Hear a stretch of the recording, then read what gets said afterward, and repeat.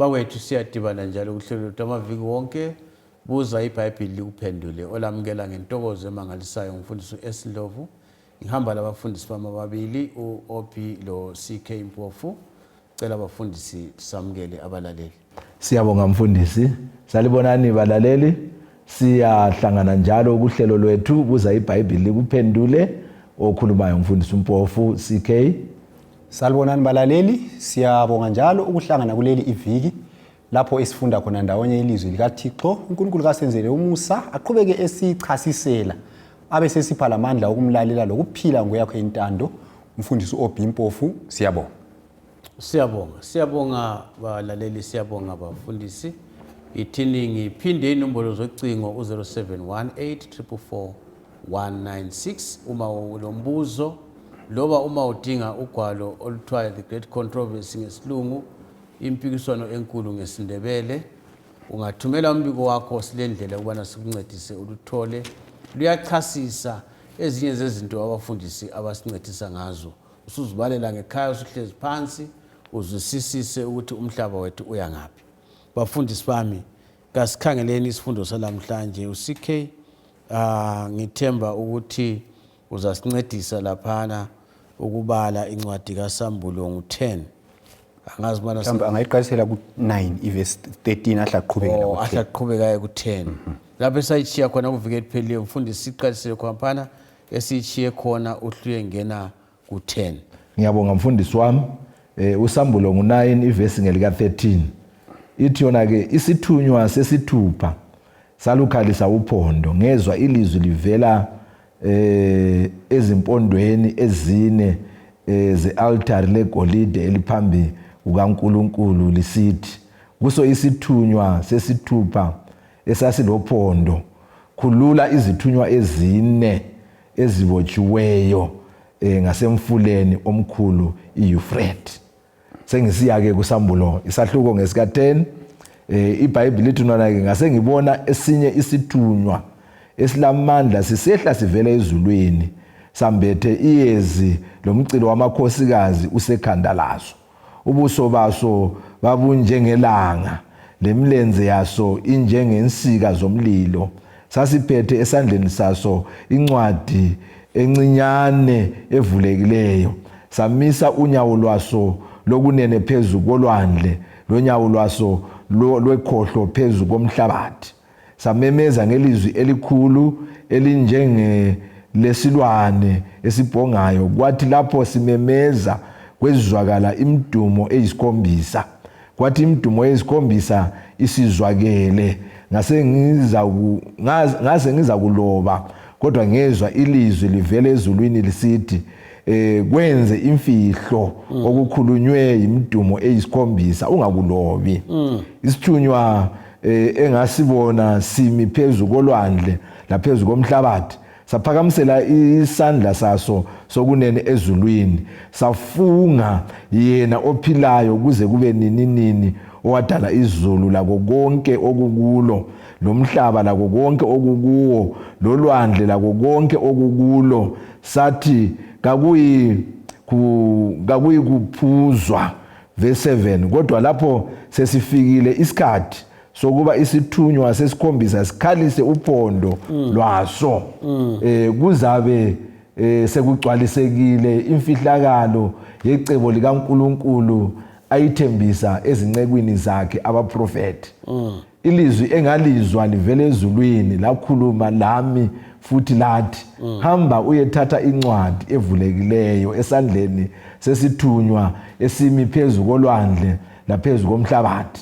Ngaya kuso isithunywa ngathi kuso kasinginike incwadi encinyane. Sathi kimi ithathe uyidle uyiqede izakubaba esiswini sakho kodwa emlonyeni wakho izakuba mnandi njengenyosi.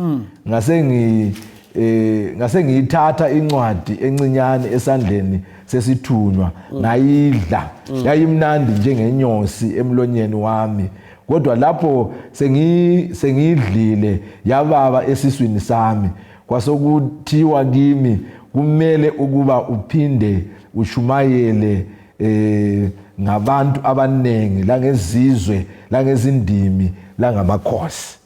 uNkulunkulu abuyise ukufundwa kwelizwi lakhe. Siyabonga mfundisi kuba lokuhle.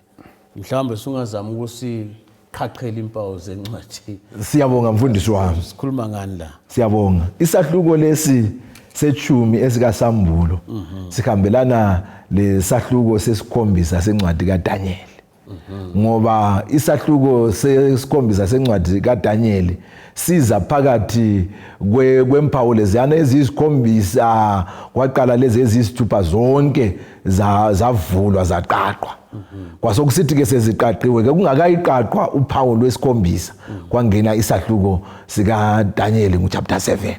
Sisicasisela ngolimi lwemzini ke sithi kubuya kuyi-interlude kusitshela okuza kwenzakala kungakayi esigabeni esilandelayo.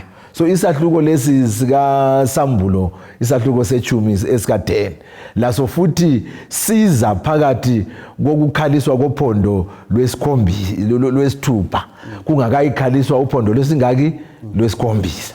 So ke kusitshela ke usahluko ngo10 lo11 esizamkhangela kusifundo esilandelayo ziza phakathi la phakathi kokukhala kophondo lwesithupha lolwesikhombisa. So kungumangenela kungena phakathi la phakathi. Futhi sona lesi sahluko lesi yiso futhi esisibambanisa lencwadi kaDaniel. Ngoba uDaniel wathi ekuchapter ngo10 chapter ngo8 9 lo10 ulezinto ayezama ukuzizwisisa kwawena wehlule ukuzizwa kwathiwa vala lezi zizaba ngensuku zani zokucina. So izinto lezi uDaniel ayengazizwisisi yizo ke seziphiwa uJohane kaDesi ezavalwayo sezivulwa kaDesi nguJohane encwadini kabani kaSambulo. Yikuqhakatheka ke kwencwadi kwesahluko sika10 lesi esisifundileyo esisifunda umfundisi wami. Ngibona ngani khona ukutsho umfundisi ukuthi engqayezi abalaleli sikubambe ukuthi incwadi kaSambulo lekaDaniel zihamba zombili. Kunjalo mfundisi wami. Zihamba zombili ziyancedisana kakhulu. Mfundisi OP. Siyabonga. So mhlawumbe kukhulunywe laphana ngumfundisi uCK. Ukuthi isahluko lesi isahluko esingenelayo. Singenela phakathi kwecilongo lesithupha lecilongo lesikhombisa. So kuqhathekile ukuthi siqale sike sithinte ngamafitshane ukuthi kwenzakalani kucilongo lesithupha esikubiza thina sithi 60 trumpet. Ngoba okwenza isahluko lesi singene ukuthi kulokunye okwenzakala kucilongo lesithupha okwakumele uqale kuchasiswe kungakayi kucilongo lesikhombisa. So ungakhangela kuSambulo lapha ngochapter 9 iverse ngo13 siya ku21 ike yabalwa laphana. Ngizathinta ngamafitshane lapha okwenzakala kucilongo lesithupha leli. Kucilongo lesihlanu siyakhumbula iviki eliphelileyo saveza ukuthi icilongo lesihlanu likhuluma ngokusungulwa kwenkolo yeIslam. So icilongo lesithupha leli likhuluma ngesigaba sesibili senkolo yeIslam. So liyaqhubeka icilongo lesithupha lithathela ucilongo lesihlanu. Ungakubamba umuntu omfundisi akulula ayibale. Mbona ngazange afike. Mhlawumbe ngayibale aqalisele ku21. Yes, angasifundela lapha. Sangcono nxa abalaleli beyizwi balo. Sambulo ngo9 iverse ngo13 siye ku21 singayibala siyayiphutsha. Ngiyabonga. Ithi yona ke isithunywa sesithupha salukhalisa uphondo ngezwa ilizwi livela ezimpondweni ezine ze-altare legolide eliphambi kukaNkulunkulu lisithi kuso isithunywa sesithupha esasilophondo khulula izithunywa ezine ezibotshiweyo ngasemfuleni omkhulu iEufrate. Zasezikhululwa izithunywa ezine ezazilungiselwe lezi zikhathi losuku lenyanga lomnyaka ukuba zibulale ingxenye yesithathu yabantu. Ubunengi bezimpi zabagade amabhiza babuyinkulungwane yezinkulungwane ziphindwe kamakhulu 200 ngezwa ukubalwa kwazo ngawabona ngokunje amabhiza labagadi bawo embonweni wami babefake izivikelo zesifuba ezibomvu lezi luhlaza lezi ngumthubi amabhiza ayelama khanda anjenge zilwane lasemlonyeni yawo kwaphuma umlilo lentuthu lesolufa ngalezi zifo ezintathu kwabulawa ingxenye yesithathu yabantu ngomlilo la ngentuthu la ngesolufa okwaphuma emlonyeni yawo ngoba amandla amabhiza asemlonyeni lasemsileni yawo imsila yawo injengenyoka ilamakhanda alimaza ngayo abaseleyo babantu abangabulawanga yilezi zifo kabaphendukanga emsebenzini yezandla zabo ukuba bangakhonzi omoya ababi lezithombe zegolide lezesiliva lezethusi lezelitshe lezesihlahla izinto ezingaboniyo lezingezwayo lezingahambiyo verse 21 futhi kabaphendukanga ekubulaleni kwabo lasekuthakatheni kwabo lasekuphingeni kwabo lasekwebeni kwabo. Siyabonga wena sokucacile futhi. Siyabonga kakhulu. So lapha bese ngeke ngachasisa ukuthi kuyaqhubeka kusukela kucilongo lesihlanu. Kukhulunywa ngesigaba sesibili ke esombuso weIslam. Isikhathi sakhona embalini is around ngezikhathi zabo 1000 AD. Kwahamba njani ke lapha sifundi sikunanzelele ngoba iBhayibheli kubeka sibili kucace kuhle. Kuthiwa lapha abantu akuthiwa ngama Seljuk Turks abantu laba baqalisa ukulwa izimpi zabo besuka okuthiwa kuse Southern Russia bahamba bayanqoba ilizwe lase-Iran. Bathe sebenqobile iRan ngale basebe ngena kunkolo yesiMuslim. So sebengena kunkolo yesiMuslim ke yibo abantu ababa ngamaMuslim engcenye aqinileyo ukudlula bonke emhlabeni ngaleso sikhathi. Baqala ke ukuthi baqhelise umbuso wesiMuslim kusukela ngaleso sikhathi. Ungayibala iBhayibheli lapha kuvesi ngo14 lapha ikhuluma ngengilosi ezingu4 ezazibotshwe kumfula uEuphrates othwa kazikhululwe. Ungakhangela ngabantu laba okuthiwa ngama Seljuk Turks yibo abagcina bebizwa ukuthiwa yiOttoman Empire. Abantu laba babe labathungameli abangu4 okuthiwa kuse Aleppo khona lase Iconium le Damascus le Baghdad. Laba abathungameli babehlalela khona phana begombolozele umfula uEuphrates. Yibo ukukhulunywa ngabo lapha njengengilosi ezinjani ezini. So abantu laba basebephiwa amandla iBhayibheli lithi baphiwa amandla esikhiwa ithona for an hour a day a month and a year. Lokho esibuyele emva futhi khona phana ukuthi kubhalwe ngemfanekiso. Sike sakuthinta ukuthi ilanga elilodwa limele ini umnyaka owodwa. Sakuthinta futhi kuSambulo 8 verse 1 ukuthi i1 hour imele amalanga angu15. So abantu laba kuthiwa baphiwa amandla okwe1 hour, okwe1 day, okwe1 month, okwe1 year. So izikhathi lezi zichoni qathekile ukuthi sikubambisise. I1 hour imelele amalanga angu15. Then i1 day imelele 1 year. Then i1 month is sakuthinta futhi emavikini adlule ukuthi le 30 days. So it's 30 years. Then i1 year ile 360 umnyaka ule 360 eBhayibheli 360 years. So ngathi wena 360 plus 30 plus 1 year plus 15 uyathola 391 years 15 days. Kusitsho ukuthi la madoda angu4 la ingilosi ezingu4 kumbe ngithi mina umbuso weOttoman Empire waphiwa amandla ukuthi uqhelise inkolo leyi okweminyaka engu391 plus 15 days. Kusitsho ukuthi ngemva kweminyaka yona leyo umbuso lo kwakuzamele uwe kumbe ngithi mina uphele ini amandla. Sikunanzelele khona lokho. Ngizakuchasisa kuhle. Ungakubala ke embalini umbuso lo uthiwa umbuso weOttoman Empire wathola amandla mhla ka27 July ngo1449. Embalini engcenye umlaleli nxa elalele angazama ukubhala phansi ukwenzela ukuthi angakulibali. 27 July ngo1449. Then kuthiwa baphiwa amandla 391 years plus 15 days. So ungathi 1449 plus 391 uyathola u1840. So kusitsho ukuthi umbuso lo kwakumele uqalisa ngo1449. Futhi uEdam mfundisi samzi yahluka. Ora ngizaphinda. Ngizaqalisa lapha ngithi mina kuthiwa bazabusa okwe1 hour. I1 hour sithethe na 15 days.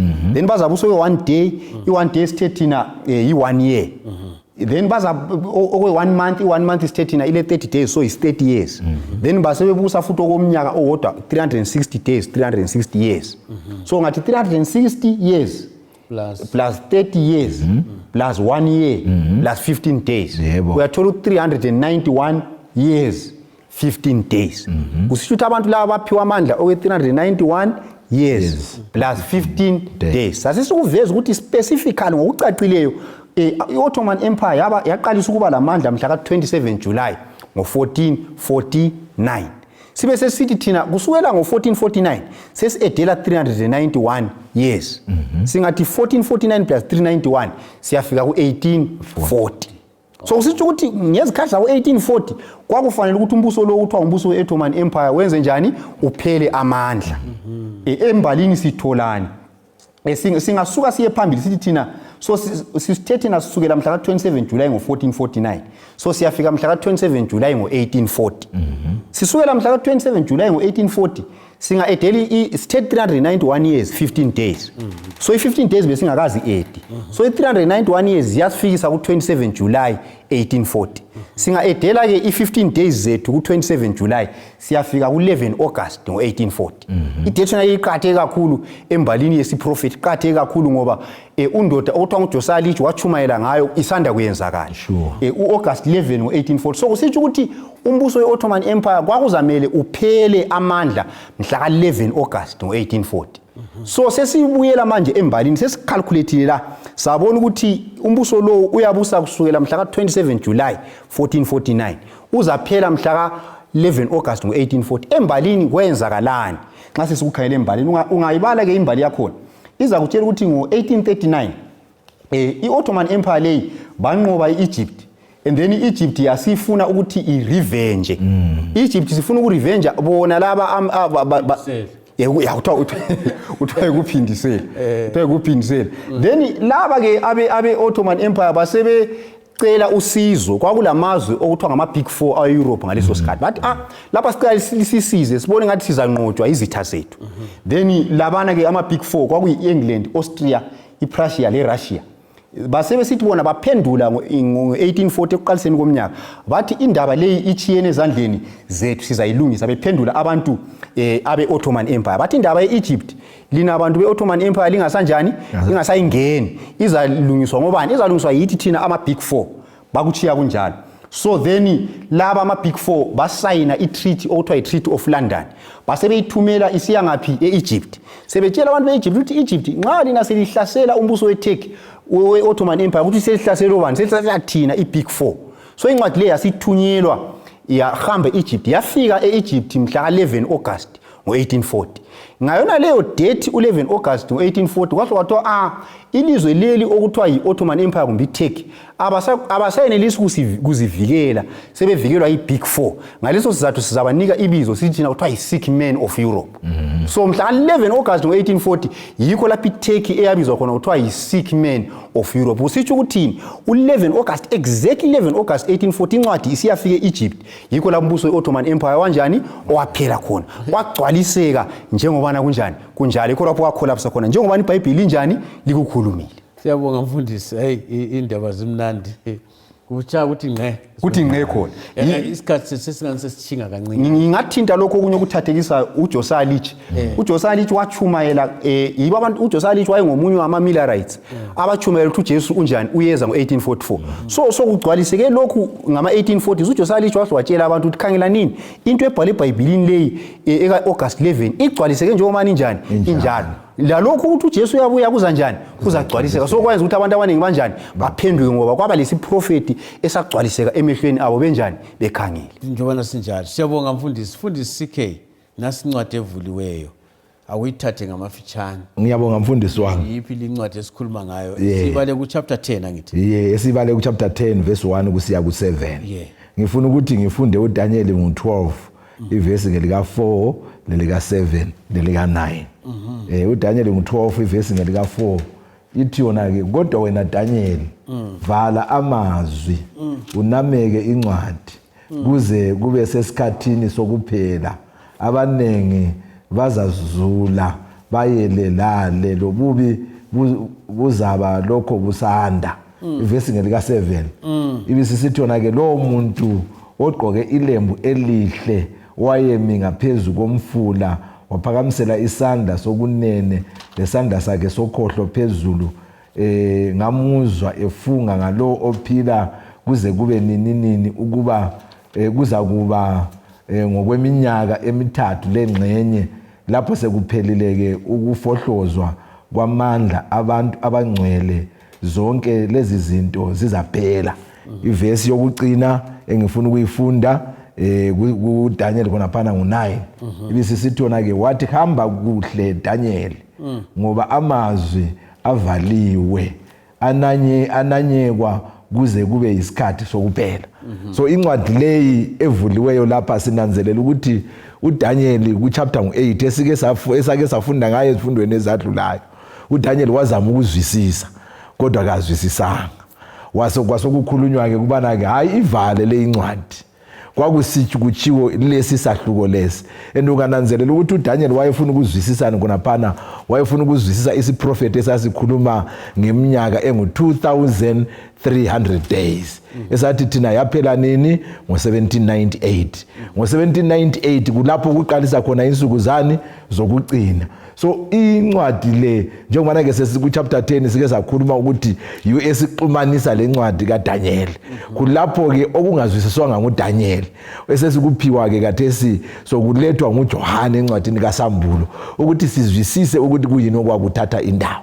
So yincwadi evulekileyo. So ngamafitshane isibisela edabeni lwesanctuary ngoba konke lokhu okwenzakala ngensuku zokucina sikuthola etabernakelini. So ke kuzahlanganisa futhi ukuthi etabernakel khonaphana le ndaba zokwahlulela lazo futhi zaqalisa khonapho kusukisela ke sokube lokukhanya lokho esakutholayo. So yincwadi evulekileyo nale sikhuluma ngayo.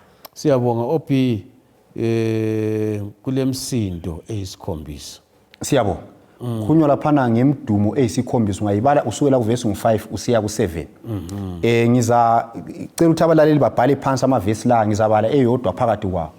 Exodus ngo19 ivesi ngo9 lo19. Lo Exodus ngo20 ivesi ngo18 lo19. Zisivezela lapho ukuthi uNkulunkulu wakhuluma kwazwakala umdumo. Abantu bezwa umdumo. Engizayibala lapha nguJohane ngo12 ivesi ngo27 sisiya ku30.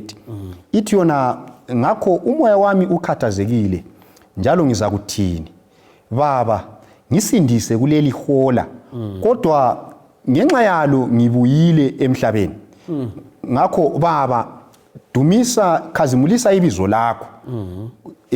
Kwase kusiza ilizwi livela ezulwini lisithi sengilikhazimulisile ibizo lami njalo ngizakulikhazimulisa futhi. Ngakho abantu ababemile lapho bathi bekuzwa lokho bathi ngumdumo.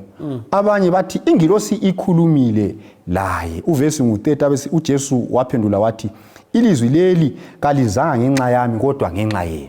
So lapha sifunda ukuthi uNkulunkulu nxa ikhuluma iBhayibheli kuveza njengomdumo. So kuthiwa lapha uNkulunkulu wakhuluma ekhuluma lo Jesu. So abantu abakuzwayo bathi ngumdumo. So lapha nxa kukhulunywa ngemdumo eyisikhombisa kukhulunywa ngelizwi likaNkulunkulu. Yindaba kuthiwa imidumo eyisikhombisa sike sakuthinta ukuthi unumber 7 umelele ukuphelela. So imidumo eyisikhombisa imelele ilizwi likaNkulunkulu ngokuphelela kwalo. So imidumo le isikhombisa ngamafitshane ichoni abafundi beBhayibheli ke kulento eziningi abazikhulumayo ngayo. Okwakuqala sike sathinta ukuthi isahluko lesi kuthiwa ngumangenele. So abafundi beBhayibheli bathi isahluko lesi sangena sizochasisa izehlakalo ezayenzakala ngezikhathi zabo William Miller. Siyakhumbula ukuthi William Miller bafundisa isiprofeti sika Daniel 8:14. Bathi uJesu uyabuya ngo1844 mhla ka22 October. So kodwa uthiwa uJesu engasabuyanga isahluko sika Sambulo 10 sizochasisa ukuthi kathi kungenxa yani uJesu enganjani engabuyanga ngo1844. So abafundi beBhayibheli bathi uJohane wezwa uNkulunkulu emtshela esithi Johane William Miller bathe uJesu uyabuya mhla ka22 October ngo1844. Ukuthi uJesu kabuyi mhla ka22 October 1844 uyabuya ngedate engaka. Bathi bona uJohane wakuzwa wathi sefuna ukubhala phansi uNkulunkulu wathi ungakubhali lokho kuzazwakala ngemva kwengilosi yesingaki yesikhombisa. So abafundi beBhayibheli bathi uJohane watshelwa ihola le ayo yokuza kukaJesu kodwa esefuna ukubhala phansi waliswa. Ungabala ku 2 Corinthians ngale 12 ivesi 1 usiya ku12 uPaul la uthi ngahamba kwelesithathu izulu ngatshengiswa izinto ongavunyelwa ukuthi umuntu anjani azizwe. So ungamela umuntu akuzwe. Yes, ngezongamela umuntu anjani akuzwe. uEllen White la uyakhuluma ukuthi watshelwa lelo hola kodwa walikhohlwa. So kubakhona abantu abangabe bezwa ukuthi Jesu uyabuya nini kodwa kabavunyelwanga ukuthi bakubhalele abantu ngoba akumelanga sinjani sibe kwazi. Siyabonga mfundisi. enxa sizaphenduka imnandi khonapho. Yes. Imnandi khonapho indaba yokuthi kudliwa incwadi. Mfundisi sikhe incwadi le idle imnandi emlonyeni yaba besiswini idliwa njani? Ngiyabonga mfundisi wami. Antsho lokhu sikuthola kuSambulo ngo-10 ivesi ngelika 8 siya kwelika 10. Ngenxa yesikhathi ke ngizacasisa ke kuphela ukuthi ukuyidla incwadi kwakusitsho kubana ke ayibale. Ukuba mnandi njengenyosi emlonyeni ayizwisise. So ke ukubala lokuzwisisa kwenza incwadi leyi isiprofeti lesi esingazwisiswanga nguDaniel nxa esebala lincwadi uJohane uyayizwisisa abese futhi ukuthi abesetshela ukuthi icasisele abanye abantu. Kodwa ke khathesi ekucasiseni lapha abantu abayizwisisi ibisibuya ke isibaba ngaphi esiswini ngoba amaqiniso lawa akhulunywa isiprofeti sonke lesi nxa ezama ukucasisela abantu kabawathathi kuhle. Yiko ke kubuya ke incwadi le ukuthi nxa wayeyibala wayizwisisa ngoba mnandi. Kodwa ke secasisela abantu babengasanjani babengasazwisisi yababa ke esiswini. Sikuhlanganisa lenkambo ekhunywe ngumfundisi oBhi lapha akuhlangani yini lenkambo le yokuthi nxa kuthiwa uJesu uyabuya 1844 nxa engasabuyanga sikuhlanganisa njani? So ke sinanzelela ukuthi nxa kwaso kunjalo ke yikho uJohane wezwa imdumo leyana esokumele abhale kwasokuthiwa ungabhali ngoba okholwayo osindiswe uzaphila ngani ngokukholwa. So sinanzelela ukuthi abantu amaqiniso kaNkulunkulu njengalokho eveziwe eBhayibhelini kabawabambisisi masinyane. Kodwa ke kulo owabamba masinyane uyabe esizwa ubuhlungu nxa abantu bengazwisisi lokho azama ukubatshela khona. Siyabonga. Mfundisi oBhi sesimele engxenye singayigqiba ukuthi ngo-1844 laphana kuthiwa abantu bathi sebebalile ngangezelela futhi ukuthi bathi sebebalile kuthiwa bakholisa ngokuza ukuthi uJesu uyabuya nini ngo-1844. So incwadi yaba mnandi ngaphi emlonyeni. Kodwa ke uJesu engasabuyanga kuthiwa incwadi yababa ngaphi esiswini. So ukubaba ikuzwisa incwadi lokuthokoza ngokuza kukaJesu abasebekuzwile. Kodwa ukubaba kwencwadi yikuthi badangala uJesu engasanjani engasabuyanga. Kodwa indaba ezimnandi zikuvesi 11 kuthiwa ngemva kokudangala kwabo bathunywa. So kukhulunywa ngebandla likaNkulunkulu lensuku zokucina kwathiwa hamba liyechumayela futhi ezizweni zonke. Yikho namhlanje sile bandla lensali ibandla elilokhu lisabambele lentandweni kaNkulunkulu omele liyechumayela udaba lwengelosi ezintathu elabuya ngemva kwa1844 ukudangala okukhulu. Balaleli indaba imnandi kodwa isikhathi silomhawo. Siyabonga kwalamhlanje ke lani sigqibe lapha. Kasithibane njalo kuvikelizayo ngesikhathi esifana nayo sikhangela incwadi kaSambulo. Sesiphakathi laphakathi kwayo ngilethemba bona siyayikholisa. Inkosi ibe lani, inkosi ligcine sisihlangane njalo. Siyabonga.